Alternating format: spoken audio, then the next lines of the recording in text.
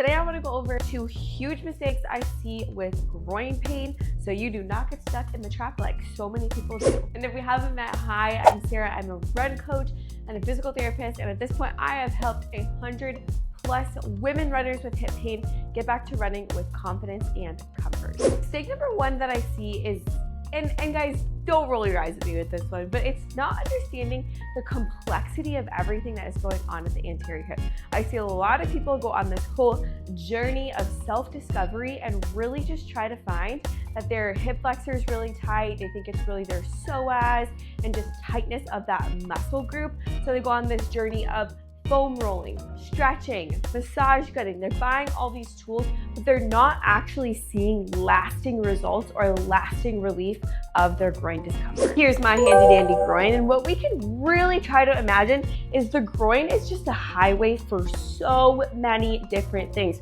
Really localized to the hip here, we can see the actual joint itself. We have the capsule that lies here. We also have a bunch of muscles that lie over this, as well as muscles that are coming up and inserting into this region. We have those big, thick tendon from those muscles. We also have vascular systems that's running down through here, as well as our nerves. We have big ligaments that are running through our hip. We have our bones, and we do not want to mess with the bone stress injuries or anything like that. We can also have referrals from different systems. We can have our pelvic floor area can come up and refer into here. Our low back can refer into this region. We can even have some abdominal things that can refer into this region. So if we're really just being like, wow, my hip flexor is tight, we're leaving a lot of different things on the table. And if you feel like you're not getting better within honestly 1 to 2 weeks of your symptoms coming on, I highly recommend getting it checked out by a medical provider. If you're local to Seattle, Washington,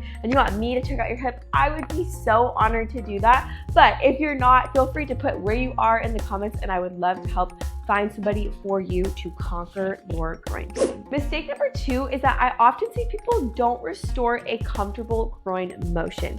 Now, I know that sounds really weird, but let me kind of explain to you what I'm getting at here. Oftentimes when people have groin pain, and of course they've completed step 1, they've had it checked out, they kind of know what's going on, they often tend to have this potential lingering symptoms of soreness with like that bending motion.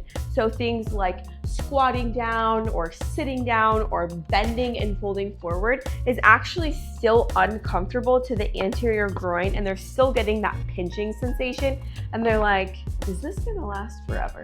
One thing I like to do with my clients is a variety of different motions to restore that comfortable bending. Let me show you a couple examples of what I like to do. Here's a really simple exercise, hands and knees rocking. Instead of having all these variables of like, how do I lower myself down? How do I have all my body weight? Maybe I can start to gently get into some more of that bending motion without it being uncomfortable. And then the person over time can progress to something standing so they can restore that hinge more comfortably. Here's another one of my faves. I'm actually holding onto this wall pretty tightly, so a lot of my weight is actually displaced in my arms, and I'm able to like lower myself down to this chair. If the chair's not there, I could go a little bit lower, and I'm really able to get a good, comfortable hinge that I'm completely in control of. I really like to use this exercise to get deeper into a squat with the utmost comfort, and we're honestly looking for 0 pain with these exercises. Here's where it gets important to really understand what's going on with your specific hip. Sometimes on one end of the spectrum, maybe someone is like very end stage osteoarthritis.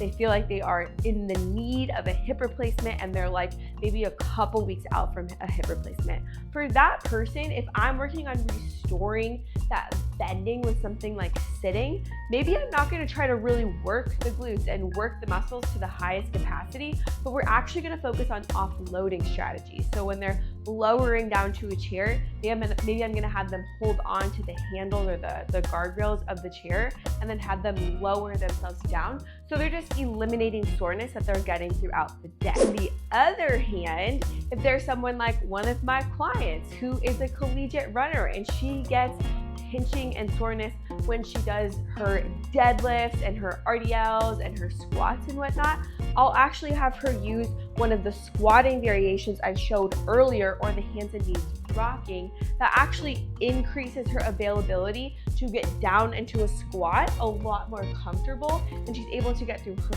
whole session comfortably. To recap what we learned today, we talked about number one, most people are underestimating the complexity and the highway nature of the groin, and they're just thinking it's their hip flexor. If you're not getting better within 1 to 2 weeks of your symptoms coming on, or your pain feels like it's intensifying, 1000% get it checked. Make sure there's nothing more intense going on.